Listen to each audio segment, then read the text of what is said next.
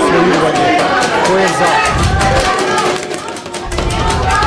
Тензии, караници, надвикување. Вака почна првата комисиска седница за еден од најспорните закони од пакетот што треба да обезбеди привилегии за Бехтел и ЕНКА при изградба на автопатите, измените на законот за работни односи. Председателот на Комисијата за труд и социјална политика не сакаше да им дозволи процедурални забелешки на пратениците од опозицијата, на што тие бурно реагира. Бара и Елми Азири да се повлече од причина што со оваа комисија секогаш председава опозицијата, Алијанса за албанците сега се дел од власта, но тој одби. Расправата за измените кои треба да обезбедат 60-часовно работно време, вклучително и работа во недела без прецизирано право на надоместок за прекувремена работа за опозицијата е безпредметна. Ние немаме предмет за работа.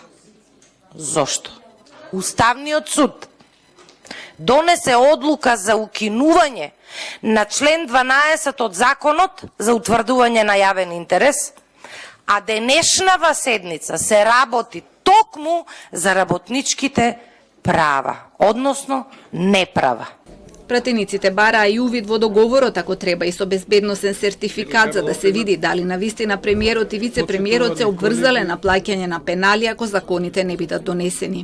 Без да ја имаме спогодбата подпишана од Груби и од Ковачевски, не можеме да дискутираме на оваа тема, затоа што превземената обврска од владата за продолжување на работната недела и работните часови на работниците е дел од таа спогодба која што ја кријат од јавноста и ја кријат од нас.